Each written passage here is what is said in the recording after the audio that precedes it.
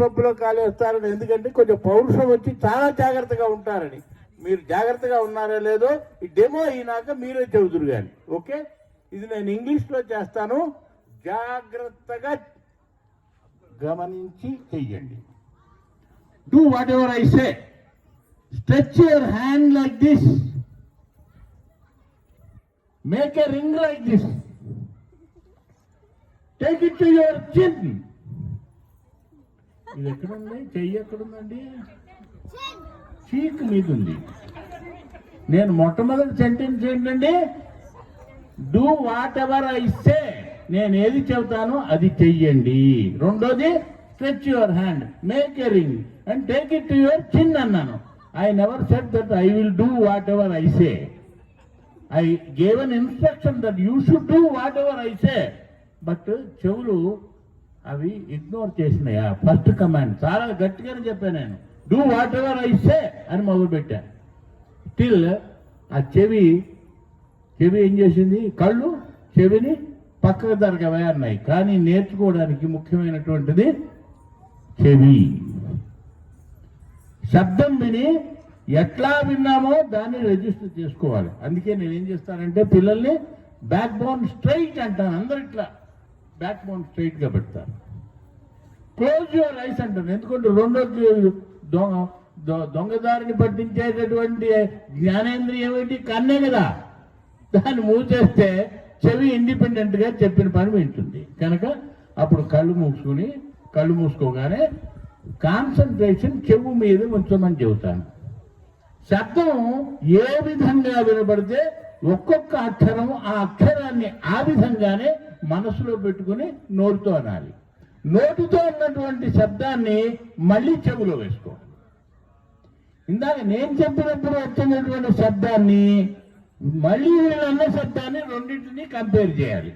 Compare చేస్తే నేను ఇచ్చినటువంటి శబ్దం లాగా అది లేకపోతే మళ్ళీ నెక్స్ట్ టైము అది కరెక్షన్ చేసుకోవడానికి ఒక ప్రయత్నం చేయాలి. అప్పుడు కాంచన్ వైష్ణవుడు అర్ధయోజన జటాఘాటోత్థ శాఖోప శాఖాంచాట చరణ్ మరుద్రయ దభీయ ప్రేషితోజ్జోదంచీట కృతధ్వనచ్చలన లిప్యాపాదితాధ్వన్య నిస్సంచారాత్త మహాఫలోపమ ఫలస్థాయ వటక్ష్మాజమున్. ఇట్లాంటిది ఒక్క అక్షరం పొల్లుపోకుండా నర్సరీ వాళ్ళు చెప్తారు. వాడు మా మొదటి వాడి పేరేంటి? మహాదేవ్. వాడు ఈ పద్యం చెప్పి ఆముక్త మాల్యలో మాలదాసరి కథలో పద్యం ఇది. పెద్ద పెద్ద పండితులకు అసలు కొందరు శంకరనారాయణని హాస్య ప్రసంగం చేసి ఆయన తెలుగులో పిహెచ్డి చేసే వాళ్ళకి ఆముక్త మాల్యలో ఈ పద్యం ఉంది అని అంటే నా చెవుతో ఎంచుకుంటున్నాడు. అంటే ఉన్నది కూడా తెలియదు. అట్లాంటి చక్కటి ఉచ్చారణ. చాలా మంది అంటారు ఉచ్చారణ అంట, తప్పది, ఒత్తు లేదు, ఉచ్చారణ. చాలా పెద్ద పెద్ద వాళ్ళందరూ కూడా ఉచ్చారణ అంటే స్వచ్ఛత అనే దాంట్లో వస్తుంది కనుక స్వచ్ఛత అన్నట్టే ఉచ్చారణ అంటారు. కనుక అట్లాంటిది వీలైన ఎప్పుడైనా తీసుకుని కరెక్షన్ చేసుకుంటూ ఉండాలి. సో ఆ విధంగా పిల్లల్ని చిన్నప్పటి నుంచి రోజుకు ఒక చిన్న పద్యం నేర్పండి.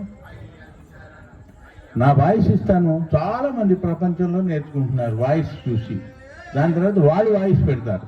దాంట్లో ఎక్కడ లోపం ఉందో చూసి అది కరెక్షన్ చేస్తారు. మళ్ళీ వాయిస్ పెడతారు, మళ్ళీ ప్రాక్టీస్ చేసి. ఆ విధంగా అది నేర్చుకోవాలనే తపన ఉండాలి. ఓ కోతి ఉండాలి నేర్చుకోవాలంటే. ఏంటది? ఓ కోతి. ఓ అంటే ఏంటి? ఓ కోతి అంటే ఓ అంటే ఓపిక ఉండాలి. కో అంటే కోరిక ఉండాలి. నేర్చుకోవాలనే కోరిక ఉండాలి కదా. తీ అంటే తీరిక ఉండాలి. ఓ కోతి అంటే ఏంటమ్మా?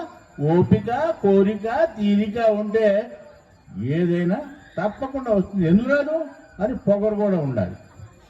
నేను అమెరికా అండ్ కెనడా వాళ్ళకి 60 మందికి సాఫ్ట్వేర్ ఇంజనీర్లకి ఆశువుగా పద్యం చెప్పడం ఎట్లా అనేటటువంటి ఇది 3 నెలలు ట్రైనింగ్ ఇచ్చాను. మొట్టమొదటి 60 మంది పేర్లు నేను గుర్తుపెట్టుకోవడం కష్టం కదా, అందరూ నంబర్లు వేసుకోమన్నాను. అయితే దాంట్లో అమ్మ పొగరు ఉండాలి బాగా. నాకెందుకు రాదు అని ఉండాలి. అమ్మో నాకు వస్తుందా అన్న వాళ్ళందరూ వెళ్ళిపోండి అని చెప్పారు. అయితే నాకెందుకు ఆ పొగరతనం ఉండాలంటే గురువు గారు నేను పొగరమోత నంబర్ 12 అండి, నా పేరు శ్యామల అని ఒక ఆవిడ చెప్పింది.